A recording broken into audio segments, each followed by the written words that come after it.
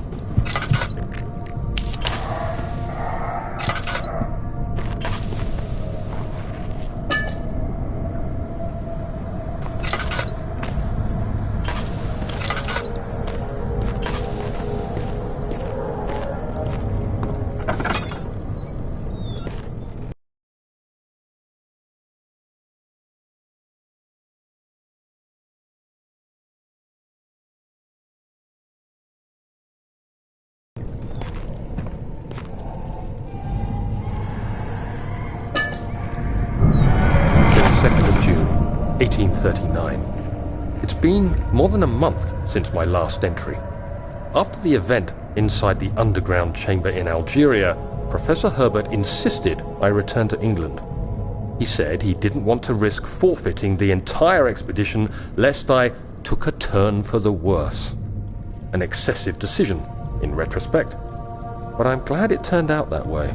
I found my journal this morning in the haphazard collection of things brought home from Africa. Next to it lay the broken stone orb wrapped in cloth. I tried to assemble it, but couldn't. The pieces wouldn't fit together, as if they weren't from the same object. Could I have imagined it all? Was there ever a complete orb?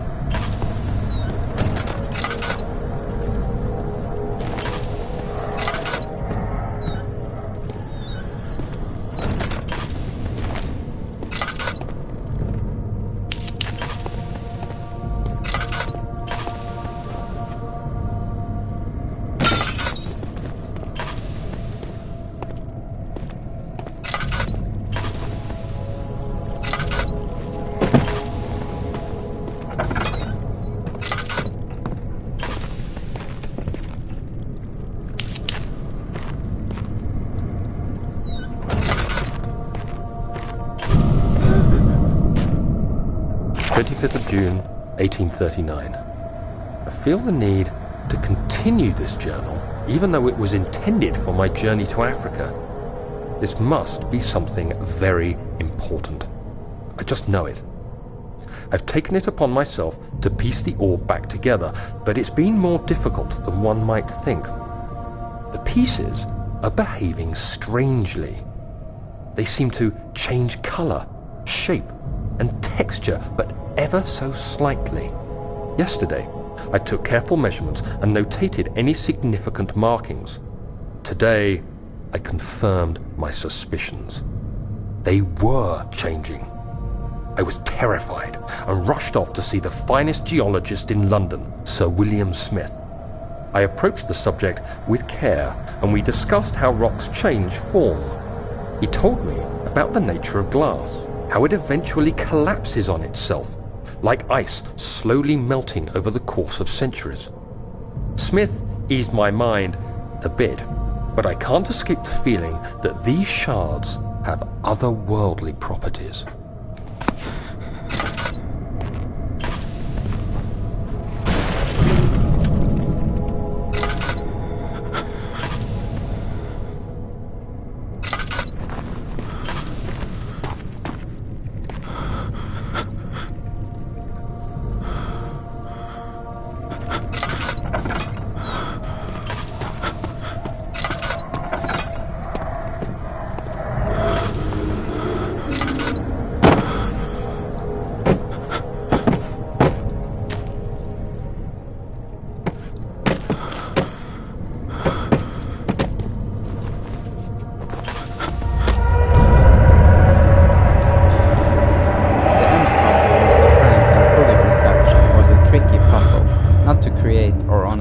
Level, but purely on a noticeable level.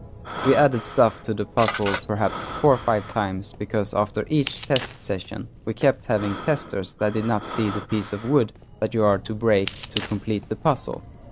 Originally you could only break it, so we added the option to pull it out as well. Then we added a faint light to draw the attention to it and also tweaked the description of the crank.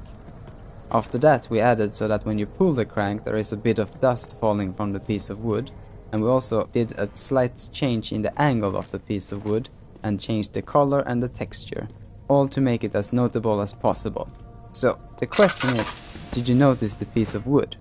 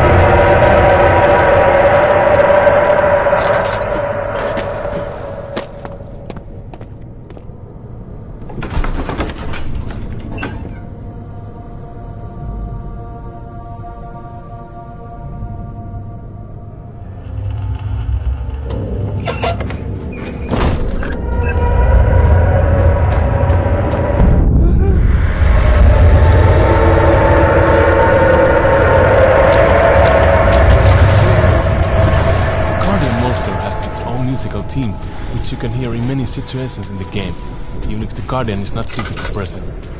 Actually, it's more like a noise sound than a certain melody, and I played it with my bassoon. The team has many forms, and this one is almost a direct sound coming from the instrument.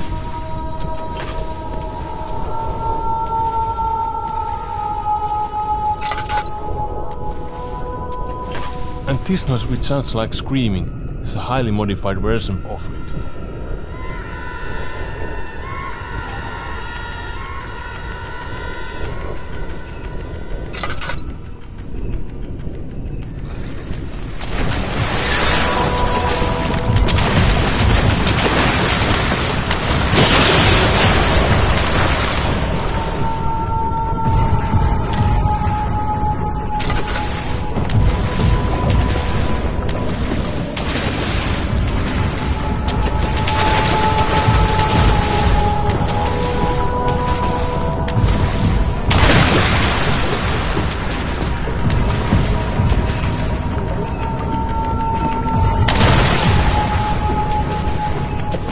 creature in the water, affectionately called Lurky here at Frictional Games, did not have a sense of sound. Later on we wanted to add it though, so the player could lure it away by throwing stuff in the water. When I added this, something unexpected happened. Lurky started following me. When you jump on the crate, it hears the sound you make when you land and it goes there to investigate. This was very fun emergent behavior, and I think it made him even more menacing. I also want to add that Lurker was kind of inspired by my favorite movie as a child, Tremors. I guess this early obsession might also explain some creatures in our older games.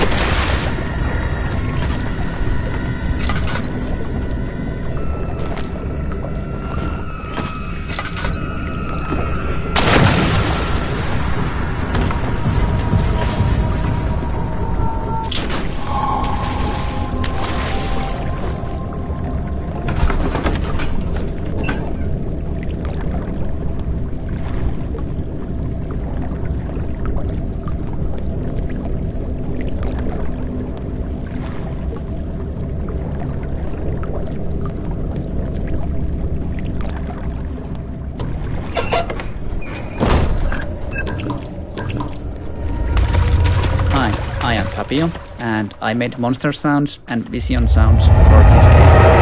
Yeah, I just love this monster. I think it was pretty fun to make because there was underwater sounds as well as sounds from the above. I think I wanted it to sound like a very big monster that was going fast. And I thought that voice itself needed to be high-pitched screaming because water is splashing around and making other sounds. Actually, a great example is the cat sound. There is big water splash as it jumps from the water.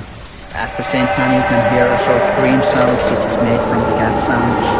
And I think it works great. I think other great sound is when it's just eating in the level. You can hear it eating meat and hear the bones crashing under the water.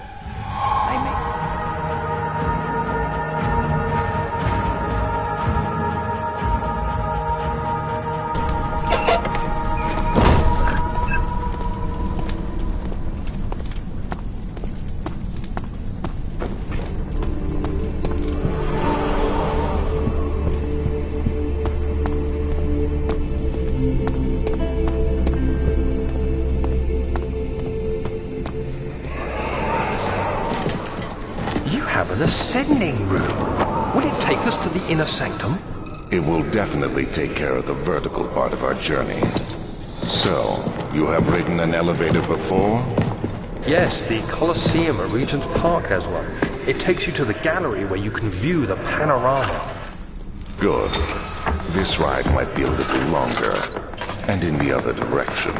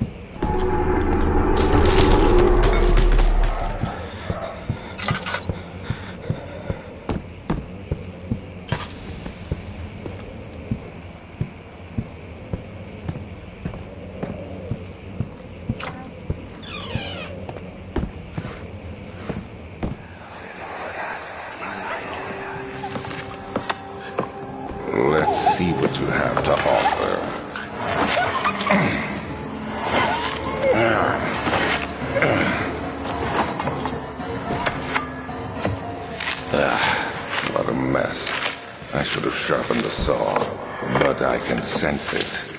It's definitely there.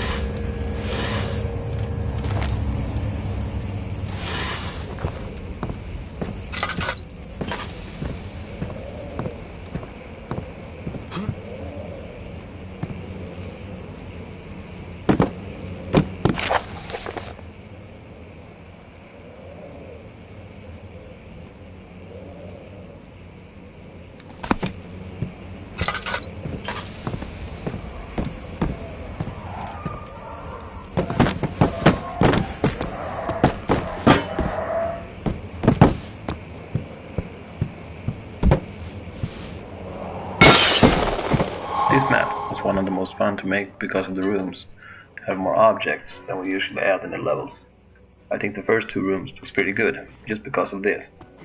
But we can't add this many objects in every room in the game, because that would, first of all, be very demanding on your PC's performance, and a lot of our players doesn't have gaming rigs. Secondly, it wouldn't make sense if every room or corridor was a storage. We also try very hard to vary the levels and rooms as much as we can do. This level was also the first time in the game the player had any contact with the outside. So for this part I had to make a couple of different wall pieces, a pine tree and a breakable version of the window. And I can talk a little bit more about the breakable window here. When creating breakable objects like this, we have to first of all break the model by splitting parts up and creating pieces. Like on this window, it has a lot of wood parts that are loose after it breaks. Those parts are remodeled into broken versions, and in the broken version of the window they're actually hanging in the air at the same place they were when the window was whole. After modeling those and exporting the model into collage format, which our engine handles, I use our in-house model editor to set each wood part up with a body for collision, and I also add weight for it to behave realistically. I also add material type, in this case wood, and that is so that wood sound is played when the beats hit something. I can also set up more advanced stuff like travel and how fast the speed will decay. But all that happens, another entity will load, and this one will disappear. And in this case, we load the broken version of the window. We also set it up so a particle system with glass shards is going to be played, as well as a break sound. And as soon as you break that window, and all that is happening, and since you probably threw something at the window, the force of that object will make the wood pieces slide, not fall straight to the ground as they would otherwise. That is The pretty much decision to have the player go outside in this map started out as a quick and dirty idea for some sort of puzzle. However, it turned out very nicely, and to see the trees really gives a feeling of being in a castle, not just on some set. The first idea was not even to have the player break the window, and just have it open directly instead. But when we added it, we felt it gave a really nice feel and reward for finishing the puzzle. In retrospect, we should have had more moments when the player ventures outside, and it gives this feel of being a part of the larger world.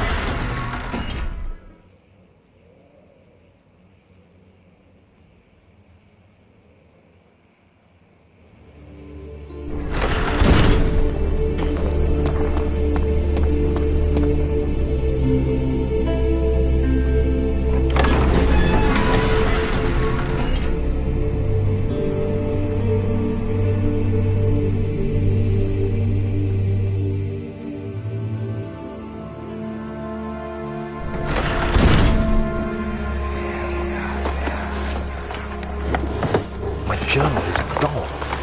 What would they want with my journal?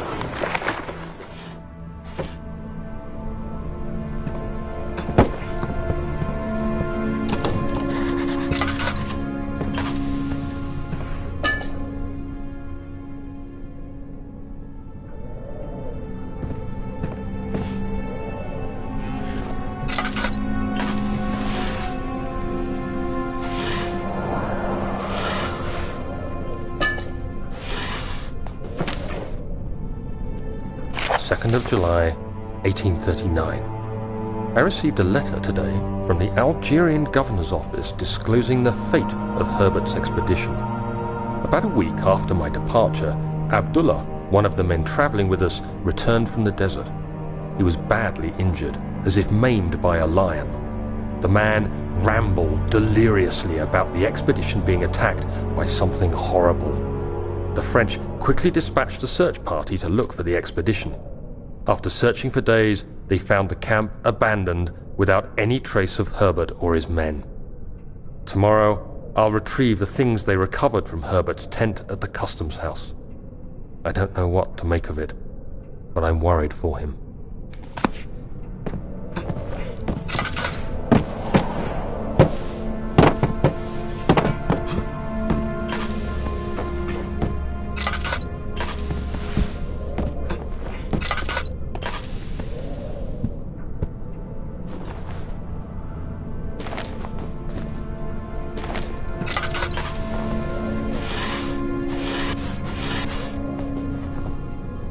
3rd of July, 1839. Today I picked up Herbert's things at the customs house. I dug through the trove of documents he had carried and found a log detailing the expedition. The nature of this text ranged from quick notes to colourful accounts of transpired events. I skimmed the pages, trying to figure out what might have happened. May 17th, the day I was trapped inside the orb chamber, Herbert dryly states, "Recovered Daniel after 1 hour of entrapment." This confused me greatly. I was suffocating within minutes. How could I have lasted an hour? I continued reading the peculiar text. Herbert states his facts without judgment or passion, but suddenly I could read frustration into his text. He pushed his men to investigate the underground tomb, an effort which seems to have strained the minds of his men. Madness spread through the ranks, and Herbert had to take some extreme measures to continue. He finally visits the chamber himself, where he retrieves the orb to the surface. His account confuses me greatly. If he has the orb, what are those pieces in my drawing room?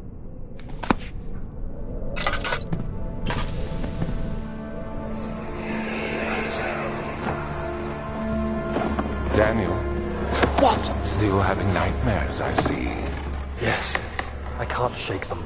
They come every night. We'll put a stop to them. You'll see.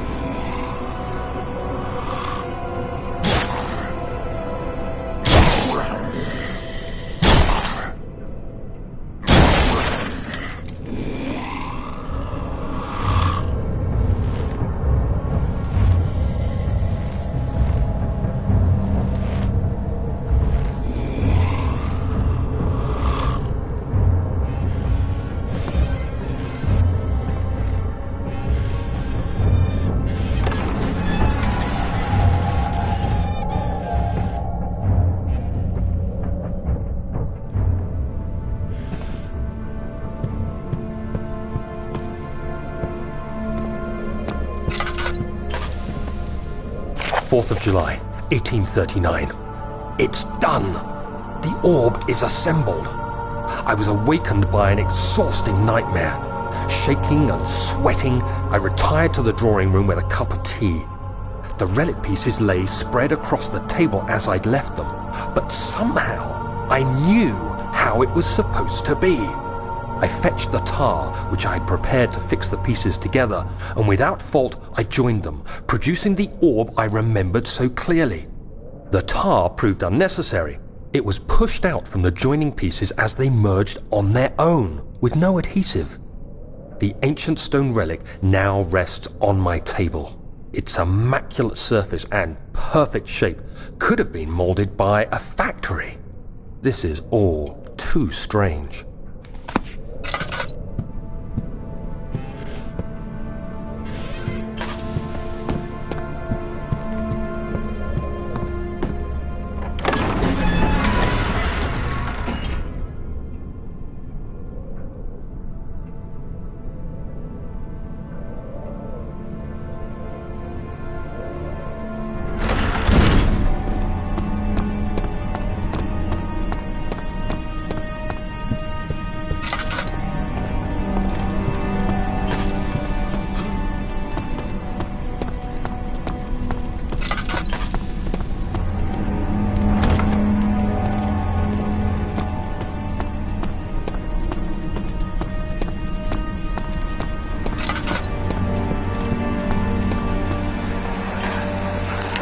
Don't forget your bag, Daniel.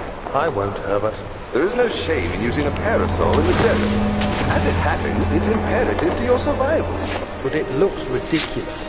The shade will hurt much less than dying, I assure you.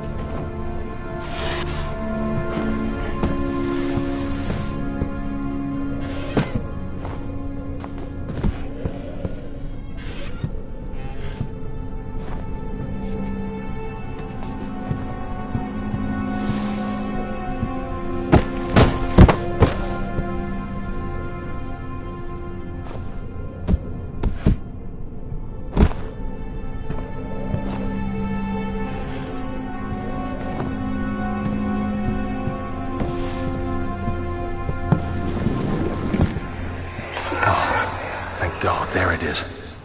I guess it is a good place to hide it then.